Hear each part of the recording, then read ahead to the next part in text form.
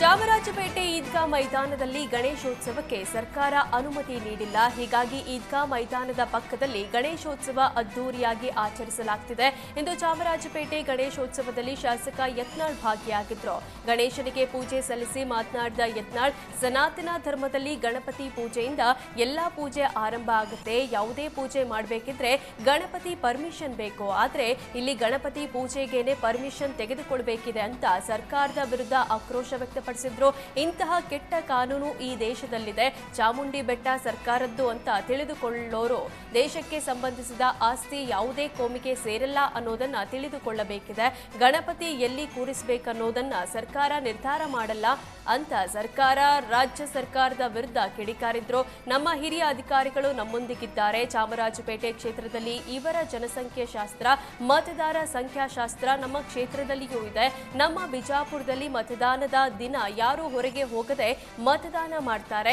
ಇದರ ಪರಿಣಾಮ ಫಲಿತಾಂಶ ಬದಲಾಗುತ್ತೆ. ಹೀಗಾಗಿ ಬಿಜಾಪುರದಲ್ಲಿ ಯಾವುದೇ ಪರ್ಮಿಷನ್ ಬೇಕಿಲ್ಲ. ಗಣಪತಿ ಕೂರಿಸಬೇಕು ಅಂತ ನಿರ್ಣಯ ಮಾಡಿದ್ರೆ ಕೂರಿಸ್ತಾರೆ. ಆದ್ರೆ ಹಲವೆಡೆ ಶಾಂತಿ ಸಭೆಗಳಾಗುತ್ತೆ, ಅಲ್ಲಿ ನಿರ್ಣಯವಾಗುತ್ತೆ.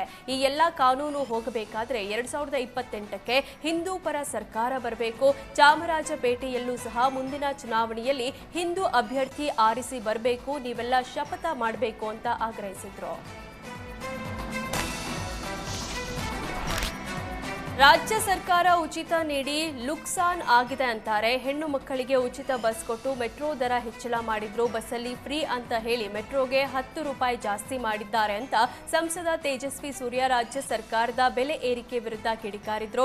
ಇಡೀ ದೇಶದಲ್ಲಿ ಮೆಟ್ರೋ ದರ ಹೆಚ್ಚಳ ಇರೋದು ನಮ್ಮ ಕರ್ನಾಟಕದಲ್ಲಿ. ದೆಹಲಿ ಮೆಟ್ರೋ ದರ ಹೆಚ್ಚಳ ಮಾಡಿದ್ರು. ದೆಹಲಿಯಲ್ಲಿ ಕಿಲೋಮೀಟರ್ ಆಧಾರದಲ್ಲಿ 1 ರೂಪಾಯಿಂದ 4 ರೂಪಾಯಿವರೆಗೆ ದರ ಹೆಚ್ಚಳ ಮಾಡಲಾಗಿದೆ. ದೆಹಲಿಯಲ್ಲಿ 64 ರೂಪಾಯಿ ಗರಿಷ್ಠ ದರ ಇದೆ. ಆದರೆ ಬೆಂಗಳೂರಿನಲ್ಲಿ 90 ರೂಪಾಯಿ ಇದೆ. ಕೋರ್ಟ್ ಬಳಿ ಚೀಮಾರಿ ಹಾಕಿಸಿಕೊಂಡು ದರ ಪ್ರಕಟ ಮಾಡೋ ಬದಲು ಮೊದಲೇ ಯಾವ ಕಾರಣಕ್ಕೆ 25 ದರ ಹೆಚ್ಚಳ ಮಾಡಿದ್ದಾರೆ ಹೇಳಲಿ. ಮೆಟ್ರೋ ದರ ಹೆಚ್ಚಳ ಮಾಡೋದರ ತೀರ್ಮಾನ ಕೇವಲ ರಾಜ್ಯ ಸರ್ಕಾರದ ನಿರ್ಧಾರ. ಇದರಲ್ಲಿ ಕೇಂದ್ರ ಸರ್ಕಾರದ ಪಾತ್ರ ಇಲ್ಲ ಅಂತ ರಾಜ್ಯ ಸರ್ಕಾರದ ವಿರುದ್ಧ ಸಂಸದ ತೇಜಸ್ವಿ ಸೂರ್ಯ ಕಿಡಿಕಾರಿದ್ರು. ಕೇಂದ್ರ ಸರ್ಕಾರದಿಂದ ಜಿಎಸ್ಟಿ ಸರಳೀಕರಣಕ್ಕೆ ಕೇಂದ್ರ ಸಚಿವ ವಿ ಸೋಮಣ್ಣ ಮೆಚ್ಚುಗೆ ವ್ಯಕ್ತಪಡಿಸಿದ್ದಾರೆ. ನರೇಂದ್ರ ಮೋದಿ ಪ್ರಧಾನಿಯಾಗಿ 12 ವರ್ಷ ತುಂಬುತ್ತಿರುವ ವೇಳೆ ದೇಶದ ಜನರಿಗೆ ನೀಡಿರುವ ಗಿಫ್ಟ್ ಇದು. ಜನರ ಅನುಕೂಲಕ್ಕಾಗಿ ಜಿಎಸ್ಟಿಗೆ ಗಣನೀಯವಾಗಿ ಸುಧಾರಣೆ ತರಲಾಗಿದೆ.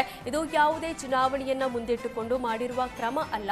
ಚುನಾವಣೆಗಳು ಬರುತ್ತವೆ ಹೋಗುತ್ತವೆ. ಜನರ ಅನುಕೂಲಕ್ಕಾಗಿ ಹೊರ ನೀತಿ ಮಾಡಲಾಗುತ್ತೆ. ಇದಕ್ಕಾಗಿ ವಿತ್ತ ಸಚಿವೆ ಹಗಲಿರುಳು ಶ್ರಮಿಸುತ್ತಿದ್ದಾರೆ ಅಂದ್ರು. ಇನ್ನು ಹೊಸ ಜಿಎಸ್ಟಿಯಿಂದ ರಾಜ್ಯಕ್ಕೆ ನಷ್ಟವಾಗಲಿದೆ ಎಂಬ ವಿಪಕ್ಷಗಳ ವಾದಕ್ಕೂ ಸೋಮಣ್ಣ ಟಾಂಗ್ ಕೊಟ್ಟರು. ನಾವು ಯಾವುದೇ ರಾಜ್ಯವನ್ನ ಟಾರ್ಗೆಟ್ ಮಾಡಿಲ್ಲ. ಜಿಎಸ್ಟಿ ಸಭೆಗಳು ಮುಂದುವರೆದಿದೆ.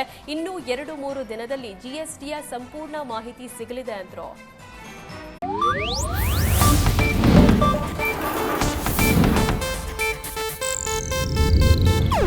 ಇದು ಏಷ್ಯಾನೆಟ್ ನ್ಯೂಸ್ ನೆಟ್ವರ್ಕ್ ಪ್ರಸ್ತುತಿ.